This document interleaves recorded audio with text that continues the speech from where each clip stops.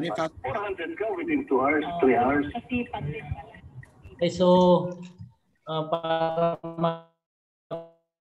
we officially start with this hearing, I would like to call the attention of Globe Telecom para i-present natin before this committee itong anong service ito ibibigay natin sa Bacoor. Please proceed. Okay pa. Ayan. Magandang umaga po, Bacoor LGU. Ako po ay nagagalak na makapagbahagi po sa inyo ng isang solution para po sa ating mga taga Bacoor to provide a fast and affordable internet. No? So just to recap po or recall, si Globe po ay nakapag-present kay Mayor Lani around August about Go Wi-Fi and Connect Tayo Wi-Fi. And I believe for Go Wi-Fi po, where we provide free 30 minutes for the City Hall, alam ko po ito po ay dumaan na rin sa isang council hearing ng Bacoor. Ngayon po for Connect Tayo Wi-Fi, ito naman po yung solution na magbibigay po kami ng infrastructure para po sa mga napiling lugar ng Globe para po magbigay ng murang internet for as low as 15 pesos. So para rin po ma-share ko po sa inyo kung paano po ang Connect Tayo Wi-Fi. Connect Tayo Wi-Fi, ito po ay isang mabilis at secure na community Wi-Fi service na nagbibigay po ng opportunity sa mga household or sa mga residente ng fast at affordable na internet. So ang solution po ng Connect Tayo Wi-Fi, kakailanganin po namin maglagay ng mga modem.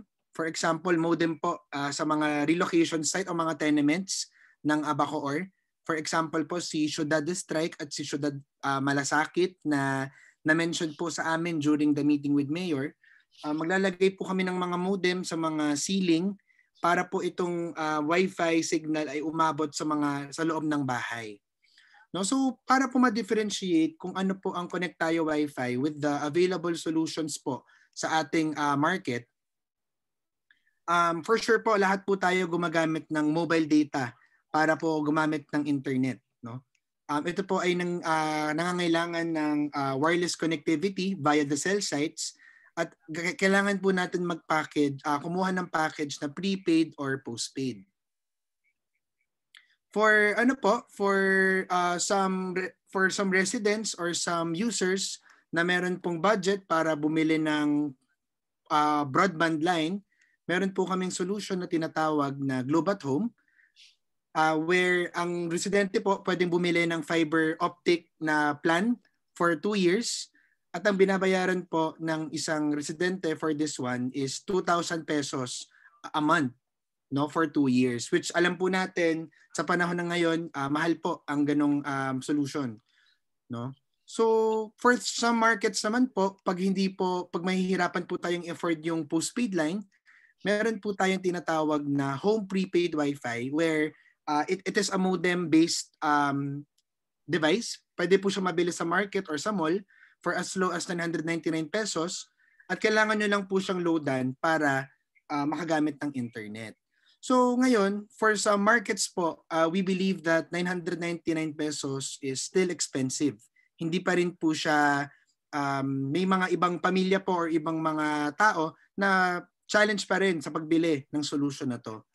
So now, with Connect Tayo Wi-Fi, si Connect Tayo Wi-Fi po, ang goal po nito is to provide a public hotspot in the barangays or in the relocation sites tulad po ni Ciudad District at ni Ciudad Malasakit, where yung mga residente po, kailangan na lang po mag-login using the Wi-Fi network. Kiklik lang po nila yung Wi-Fi SSID or yung Wi-Fi name, pipili lang po sila ng package at makakapag-internet na po sila. Wala pong cash out na babayaran ng LGU dahil sagot po ng Innove o ng Globe, ang infrastructure, even ng bandwidth, sagot po ng Globe. Ang residente po, wala pong babayaran na cash out na device. Kailangan lang po nila bayaran yung package for as low as 15 pesos a day. So, paano po ba gumana ang Connect Tayo Wi-Fi? So pag ang Connect Tayo Wi-Fi po ay available sa relocation site, for example, ko-connect lang po kayo sa Wi-Fi name. Maglalagay lang po kayo ng number. Pag naglagay po kayo ng number, may one-time password lang. And ang maganda po sa Connect Tayo Wi-Fi is open po ito sa lahat ng provider. Mapag-Globe, Smart, Sun, Token Text, or TM, as long as installed po ang Connect Tayo Wi-Fi sa development or sa site, pwede pong kumonect sa solution. Pipili lang po sila ng package and makakapag-internet na po sila. Mapa-prepaid man or postpaid. And magpa-prompt po kung pwede na po silang bumili. So ang benefit po nito, ang benefit po ng Connect Tayo Wi-Fi is that we're giving alternate solution to dense communities. Hindi po nila kailangan na bayad na lang through Connect Tayo Wi-Fi kaysa gumamit po ng nila or kaysa mag-contract sila sa isang provider na for 2 years. Kung kailan lang po nila kailangan gumamit ng internet, eh meron pong option to choose. And you want to provide areas where it is most relevant. Nalagay namin tayo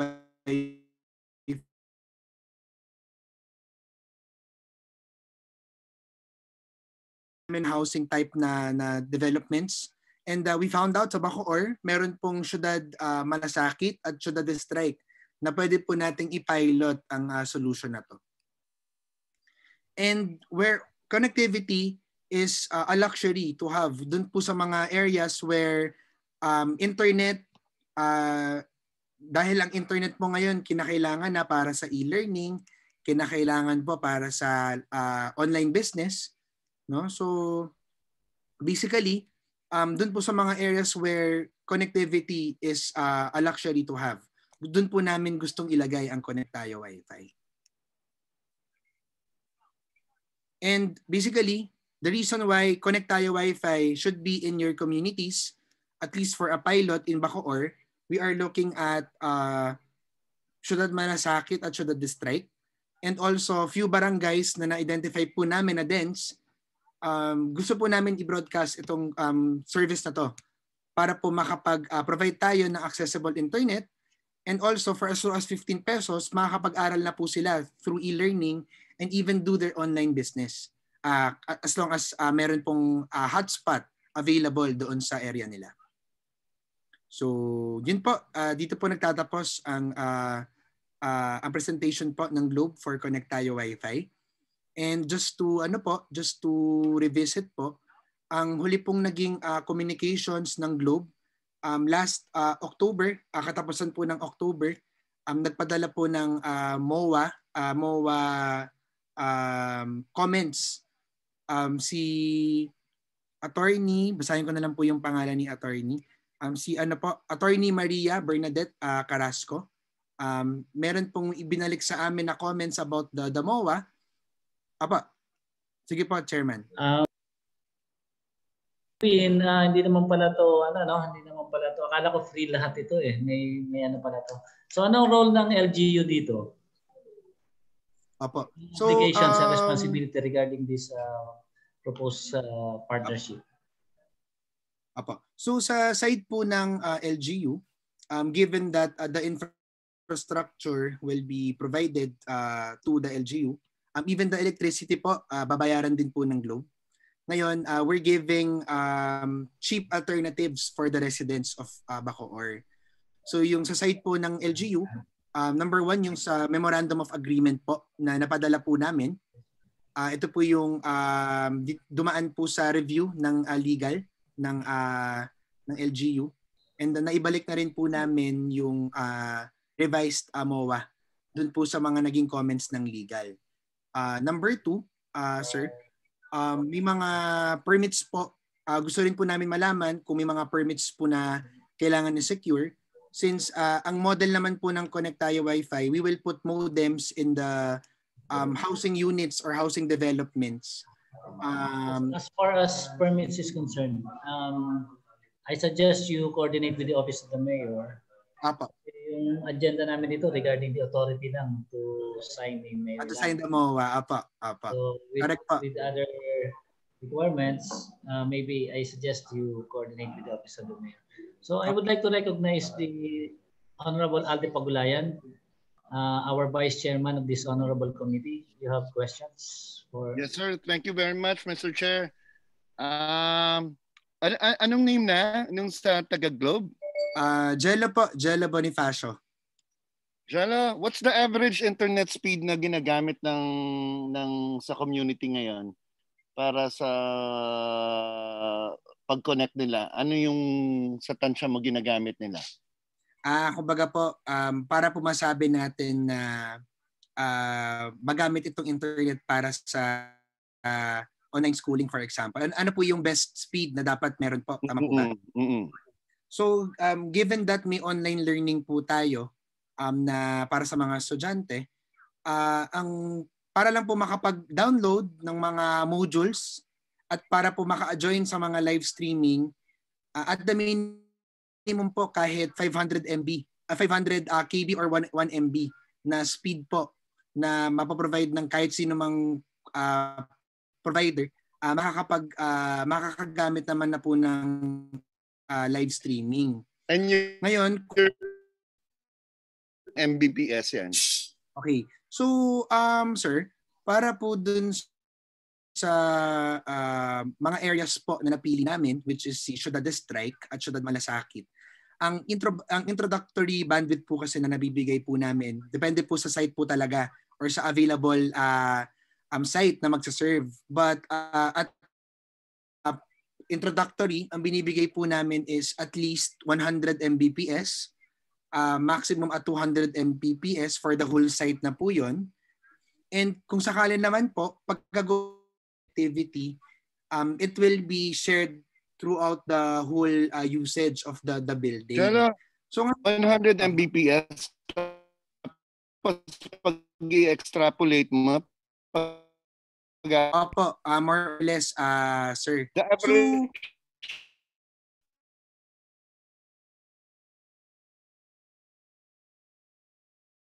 individuals. Okay. If 5,000 individuals po yung pinag-uusapan natin for a low density, and I say low density area sa loob ng Bacoor, will 100 Mbps be sufficient enough considering that almost all of these individuals will be using the internet at a specific area? I'm sure you guys are aware na merong morning class saka may afternoon class din ang public schools natin, no? Tama po. So will it be 100 Mbps? Will it be sufficient for example, a community of around 5,000 people? Will that be sufficient? Okay. Honestly, sir, for kung sabay-sabay po talagang gagamit yung 5,000, realistically, kakulangin po yung 100 Mbps. To be transparent. So ngayon po, as mentioned po kanina, depende po sa laki ng barangay or ng community na paglalagyan natin ng access point or yung mga modem po natin. Meron po kasi kaming tinatawag na kumbaga yung heat map or dimensioning. So meron po kaming computation. For example, given po, nasabi niyo po, ang dense community, 5,000 on average, may computation po kami wherein, for example, per household po, hindi po lahat ng mga tao doon ay gumagamit ng internet ng sabay-sabay. For example, for a household, sabihin po natin, dalawa po ang gumagamit. Probably nanay at isang anak. Example lang po siya, no? So, having that said, so yung commitment naman po ng Globe, given po that 2,500 ang population na tinatarget po natin bigyan at the onset. Yung 100 Mbps po, definitely hindi lang po yun ang ibibigay namin. Kung depende po sa laki ng household, i-capacitize po namin yung bandwidth. For example, kung 2.5 yan, more or less 200 po ang ilalagay namin. So per site naman po siya, sir, nagva-vary. So sa side po namin, looking at Ciudad de Strike at Ciudad de Malasakit, nakitaan po namin na more or less mga 100 to 200 po ang lalagay namin for the whole site. And ngayon po, commitment po ng Globe, makita po namin na maging busy na po ang network natin, magkakaroon na po ng congestion, it will be Globe's responsibility para mag-upgrade po ng bandwidth to provide a reliable at smooth experience for our tenants. So just to give an example po, sir, kasi I can never, kung math po gagamitin natin using 5,000 against 100, dadapa po talaga ang service natin. Pero ang gusto ko pong gamitin is real examples where we, kung familiar po tayo sa Disciplina Village in Valenzuela, no? This is a similar site po sa syudad. Nagbigay po kami ng more or less mga 200 Mbps. And ngayon po, more or less po, nasa 17% utilization pa lang kami. Meaning, never po talaga napupuno or nagiging busy ang network dahil alternate po ang paggamit ng mga tao doon sa building. So ngayon po, give us a year, 6 months or a year, makikita po namin na, nagiging busy na ang network. That's the time that Globe will, kumbaga kami na po ang mauuna sa pag-upgrade ng mga bandwidth natin doon po sa site. So rest assured, sir, ang experience po na ibibigay natin sa mga taga Bacoor, hindi yung masusulit po talaga nila yung connection na i-invest nila doon sa paggamit. Hindi po sila malulugi at hindi rin po sila mananakawan ng connectivity. You mentioned, last na lang, Consi Ray, no? You mentioned na you gave this already to Valenzuela. What's the name of that area? Disciplina Village po, sir. Disciplina Village. Doon sa Disciplina Village, more or less pareho yung population niyan sa sa Ciudad de Strike, no? Actually, sir, mas malaki po si Disciplina ng mga 5 building. Pero in terms of population, parehong-pareho lang po, halos. Tapos yung Disciplina Village, sabi mo sa akin, you just mentioned na 17% pa lang ng utilization niyo. Ilan na ang mga contracts niyo doon sa buong area? Kasi po ginagawa po namin, sir, for the LGUs that we talk to, example po sa Manila, meron din pong kamukhang site si Manila for Bacoor. So basically, we contract into one contract lang naman po, basically. Ibig sabihin, ilang families na na-cover nung Disciplina Village? More or less, sir, I think dahil nga pa lang po namin, mga few months pa lang naman po kami nakapag-on air, masasabi namin, sir, mga 20% po of the population already. So 20%. So your 17% is directly correlated with the number of subscribers you have right now. Yes, sir. Tama po. Okay. Tama naman, di ba? So ibig sabihin, if the number of subscribers increase exponentially, definitely your utilization percentage will go higher then as well. Correct po. So from that point, sir, pag nakita po namin, though we are actually nasa pilot stages pa rin po kasi kami ng solution, pag makita po namin na nag-congest na yung network, kami na rin po yung mag-upgrade para po provide talaga yung experience for the residents. Thank you, sir. Ano lang po, example lang, sir, kunwari po mag 80% utilization na. So from there, kami po magsasabi na mismo na kailangan na natin upgrade yung solution, yung bandwidth, para mas makapag-cater pa into more users for the community. So ganun din po yung sa Bacoor eventually. Kasi which means na halimbawa may chance pa rin na mag 80 or 90% utilization na, pero ang subscribers niyo pa lang ay 30 or 40%. Kung super heavy users po talaga ng mga tao. Opo. So we are actually looking at the utilization. Pagka nakita po naming nasasakal na, kami na po mismo ang mag-upgrade para po ang residents ay masulit po ang paggamit ng internet natin. Thank you, Jello. I submit, Sir Chairman Ring. Thank you very much, sir. Salamat po, sir.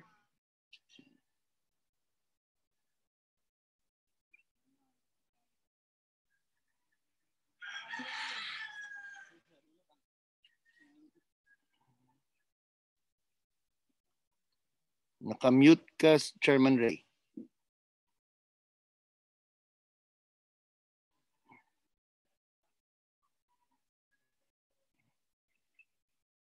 Nakamute, Chairman Ray. Kasi palabrik ka nakamute. Sorry, nakamute pala ako. One last question, Mr. Jello. About this proposed memorandum of agreement between our LGU and the Globe, there is a confidentiality clause. Alam niyo po, kami sa gobyerno kasi, siyempre kailangan transparent lahat. Would you please enlighten us about this confidentiality clause? Okay po. Let me pull up the MOA, Chairman. Let me review lang din po para same po tayo ng binabasa. Okay. Yes. Okay. So basically, since our service is getting data from the users, and actually to be transparent din, Chairman, ang data po na nakukuha namin at the minimum is just the numbers of the users. Okay. Kasi dahil just to recap po, yung numbers po na para po maka-access kayo ng para po maka-access yung residente ng connectivity, kailangan lang po mag-login at maglagay ng number para ma-authenticate yung access. Beyond that, wala na rin po kami nakukuhang data from the user. Mas nakikita lang po namin is kung gaano kadami nako-consume na data, which is dahil nga po kami yung nagpa-provide ng service. So in terms of confidentiality, we are also abiding the data privacy law. Meaning, wala po kaming data, kahit the numbers that we get, we won't be using it in other malicious intent. Meaning, the numbers will just be stored because we are seeing it because gumagamit po sila ng service.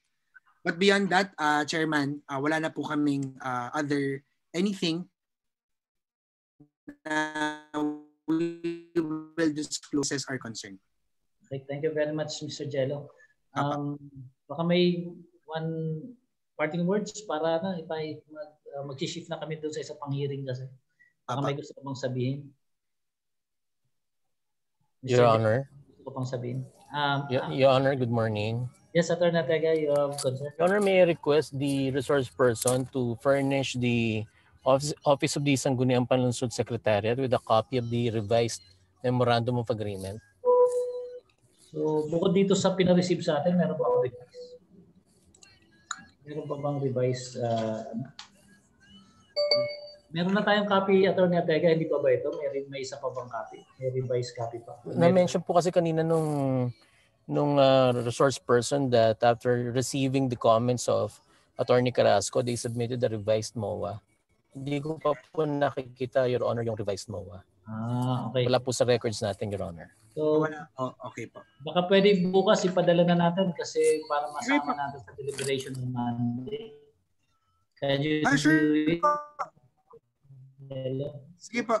If ever, Chairman, kanina po namin pwedeng ipadala to. Na-receive lang natin sa Sangguniang Panlungsod Secretary. Sige po, makakarating po, Chairman, we'll resubmit the sent MOA, yung revised po within the revised one, yes. Thank you, Your Honor. Salamat po, sir. Thank you, sir. Thank you, Mr. Jello. Honorable lipat na tayo sa kabilang may question na ba? May baka pang concern?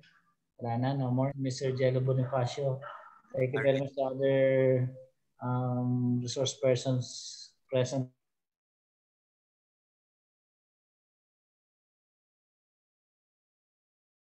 Thank you, Your Honors. Okay, thank you very much. Thank you. Keep safe, everyone. So, lipat na tayo sa lipat na tayo sa susunod. Yung City Legal Services Office saka si Atty. Atega tungkol sa request to revise Section 14 on effectivity of City Ordinance number CO130 series of 2020. Attorney Marco is here. Attorney Atega is here. Honorable Alde Pagulayan, Honorable Toto Guerrero. So, start na tayo ha. Start na tayo. So para mabilis na lang tayo, I'm very sorry kung na-late tayo dito. As scheduled, 10:30 dapat, ay 11. So past 11 na dahil madidelay tayo sa ibang Alam po, Your Honor. mga naunang. So diretso na tayo. Attorney Marco, would you please enlighten this committee yung sulat ninyo, yung requesting to revise section 14? I suppose dumaan sa inyo to kasi ang request si Mayor Lani. Would you please enlighten the committee about this request? Attorney Marco. Attorney Marco. Hello, Your Honor.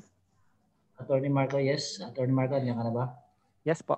Makikisuyo na lang, pakipaliwanag lang itong request from the Office of the Mayor tungkol sa request to revise Section 14 on the effectivity of City Ordinance Number CO130/2020 or an ordinance amending various sections of the revised traffic code of the City of Bacoor, imposing new regulations on the clamping, towing, and impounding of illegally parked motor vehicles and creating the Bacoor Impounding and Towing Unit, increasing the towing and impounding fees to be charged by the Bacoor Traffic Management Department against the owners of the said vehicles to include therein a publication requirement as mandated by law. So, Yes, sir. pakipaliwanag lang po. Papa. So when we received the copy of the City Ordinance Number 130/2020, we noticed that the effectivity clause is incomplete, for it lacks the publication requirement. Particularly, this ordinance has penal sanctions. Article 114 of the RA 7160 provides that it should be posted, or the publication requirement. The publication is actually an essential requirement for an ordinance to be effective. Likewise, Section 59 of Republic Act 7160 of the Local Government Code also requires the publication of ordinances having penal sanctions. Letter C of the said section requires that the gist of all ordinances with penal sanctions shall be published in a newspaper of general circulation within the province where the local legislative body concerned belongs. Also, the need for publication of ordinances containing penal provisions is also mandated by Section 511 of the Local Government Code. It states in letter A of that section, on the second sentence, that such ordinances shall be published in a newspaper of general circulation where available within the territorial jurisdiction of the local government unit concerned. So we believe that the provisions stated, especially on the letter sent by the Office of the Mayor, is consistent with the doctrine enunciated in a case of Tañada Tovera, wherein the clear object of publication is to give the general public adequate notice of the laws which are to regulate the actions and conduct of the citizens. Hence, we submitted the amendment. Thank you, Attorney Marco. Reaction, Attorney Atega, please. Your Honor, I agree with the observation made by Attorney Marco. I just would like to point out, Your Honor, that as a matter of policy, we have been publishing all of our ordinances. It was only this month that it was only after we received the legal opinion of the city legal office with regard the liquor ban ordinance that we changed the format of our ordinance. If Your Honors will recall, in that ordinance, we were advised by the city legal office that all it takes for a city ordinance to become effective is for it to be posted in a bulletin board. So we just complied with the opinion that was earlier given by the city legal office. Now, considering, Your Honor, that it seems that the city legal office has made made changes to their previous legal opinion, the Office of the Sangguniang Panlungsod Secretariat, Your Honor, will have no choice but to comply with the said opinion. So meaning, with this request from the Office of the Mayor, wala namang tayong magiging problema. Wala naman pong problema, Your Honor. Madali naman pong i-revise yung ordinance. Okay. So, Honorable Aldo Paglayan, baka may gusto kang sabihin? I totally agree with Attorney Atega. I'm familiar with the fact na kung paano naging process before considering yung tungkol dun sa ano. Attorney Marco, can you clarify? Kasi there was definitely an opinion before na yung ito lang yung minimum requirements for the approval of the of the proposed legislation or the ordinance. So ngayon, paano nang magiging protocol natin? May I, Honorable Alde Pagulayan, doon sa unang opinion ng legal. So kasi nasa charter naman ng city na kung ano yung ng legal officer natin, yun ang opinion ng legal officer natin ay may bearing talaga yan. Ngayon, yung dito sa request na to, siguro pasensya ka na pero hindi ko na i-allow na ma-explain pa kung bakit nagkaroon ng opinion na gano'n. We focus on this request na lang ni Mayor na okay, sir. Baka wag na natin balikan yan, baka pwede. With your kind indulgence. Of course, sir. Of course, sir. So, with that, wala naman tayong magiging problema.